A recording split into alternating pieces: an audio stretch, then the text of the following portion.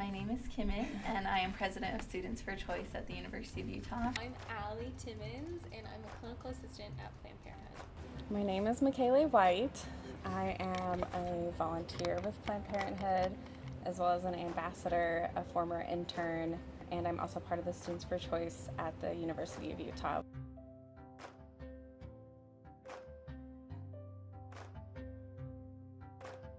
I think a lot of people have a misunderstanding about Planned Parenthood. I don't think people fully grasp that it is just like a regular clinic.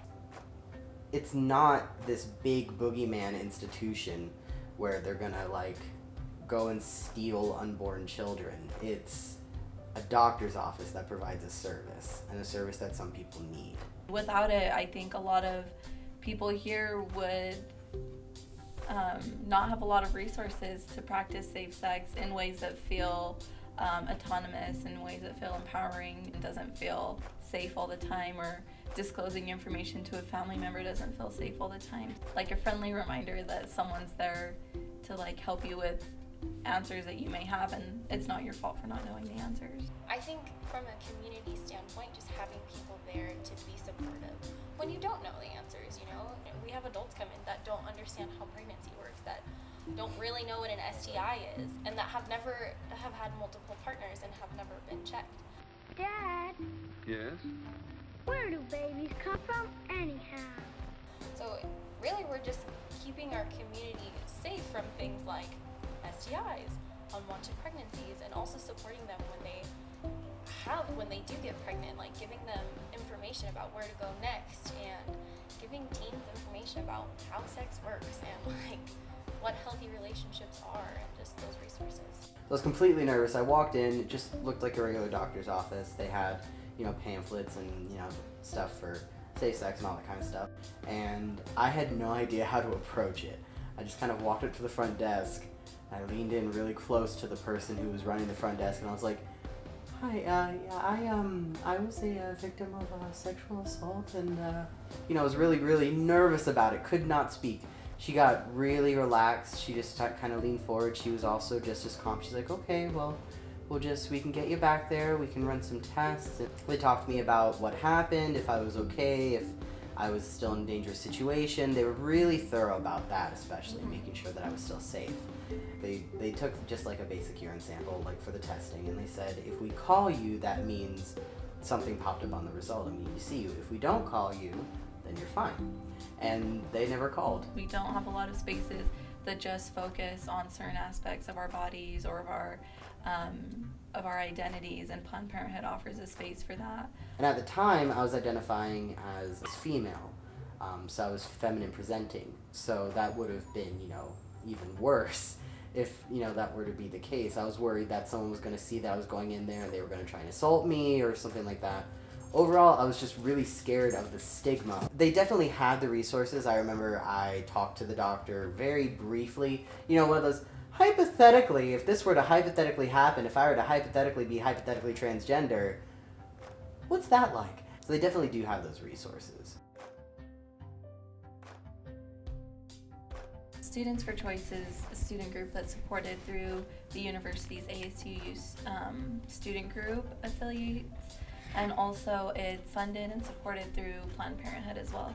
A lot of students on campus and in Utah in general haven't received comprehensive safe sex education, so one of my responsibilities is to make sure that I give this education to as many students who want it. So we do workshops around that. We educate people about different types of birth control they can use, and we also have conversations about why movements like the trans liberation movement, Black Lives Matter, are all a part of reproductive justice. I try to make our conversations as intersectional as possible, so it doesn't feel like we're just here to talk about periods and things related to people who have vaginas only, because it's much bigger than that. These are the facts of the female reproductive system. Planned Parenthood's come a long way. It started off kind of in a rocky area where there was problems with eugenics and forced sterilization of poor women and women of color.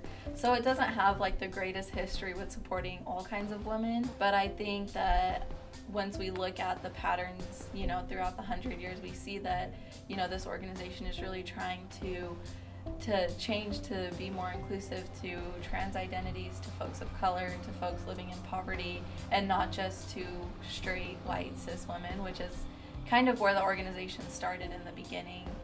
Reproductive justice is related to feminism and racial justice and immigrant rights and all these different things. I didn't want to just advocate for one part of my identity. I wanted to do something that felt more intersectional, so this felt like a space where I could advocate for everything at once and be everything that I am at once.